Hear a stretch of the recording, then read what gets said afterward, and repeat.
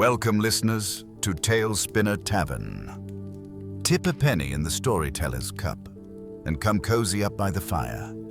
Tonight's tale is called Wizard's Block. I look down at my scroll under the candlelight and nothing comes to mind. The paper sits there looking back at me, empty. Absolute nothing. It's depressing. I have power at my fingertips, and yet the magic just cannot be summoned. I'm surrounded by dusty books.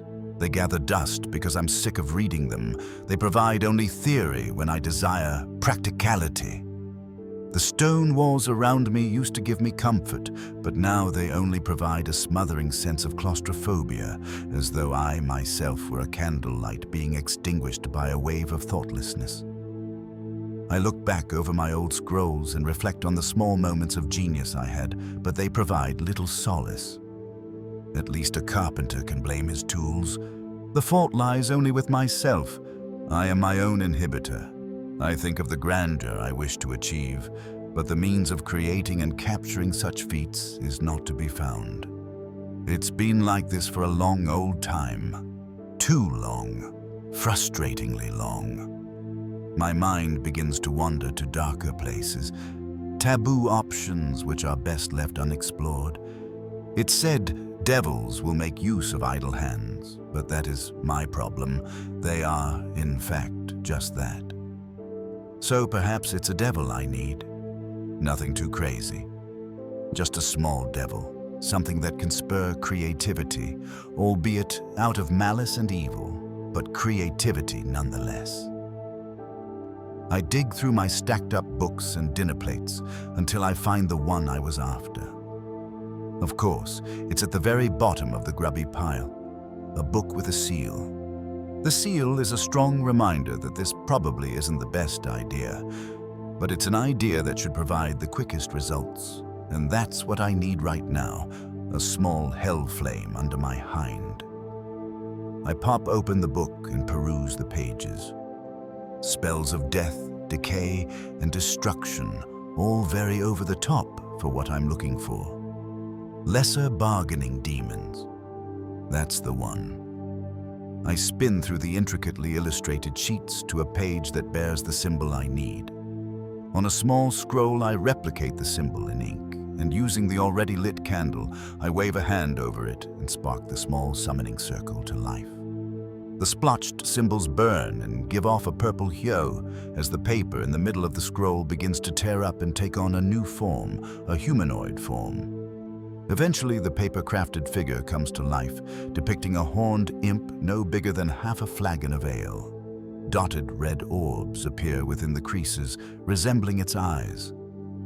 O wise wizard, greetings. You may call me Zekith. Why is it began with refined speech? I wave my wand dismissively. Yes, enough civilities, imp, I say impatiently.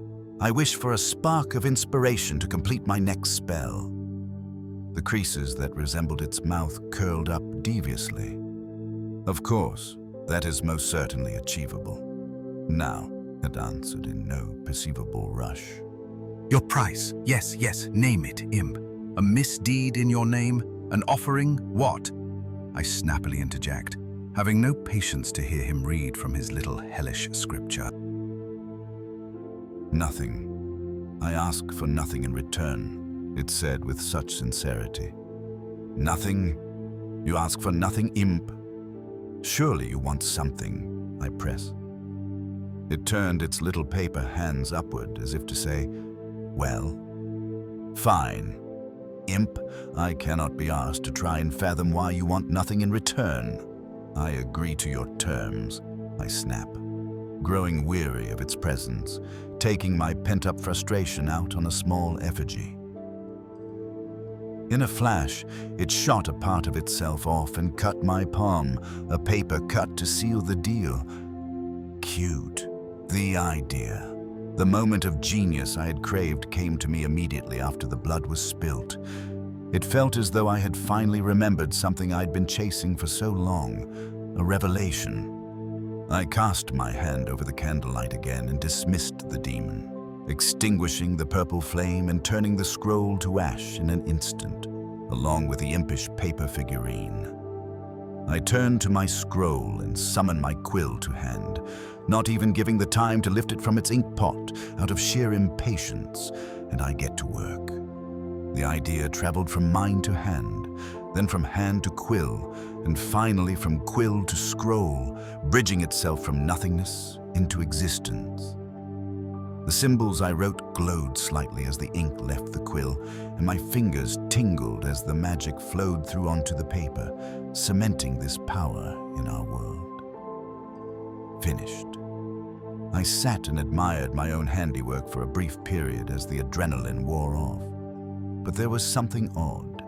The calligraphy was clearly mine, but it took on a menacing appearance. I then took the time to reflect on the spell itself, a spell of the void, the ability to turn something into nothing. A pretty nasty piece of work, now that I thought about it. No sooner had I put the quill back than the cut on my palm had begun to hurt. A page from an open book tore itself out and floated up into the air as it folded into shapes until it settled on the table and took on the appearance of Zekith's papery form.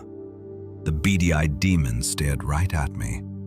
"I'm here to claim what's mine," it said, as its mouth creased into a mean grin. The scroll suddenly began to crackle into life. Then, there was nothing.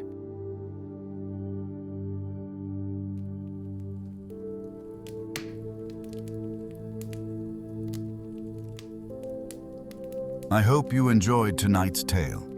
If you'd like another, toss a penny and chuck another log on the fire. Otherwise, until next time.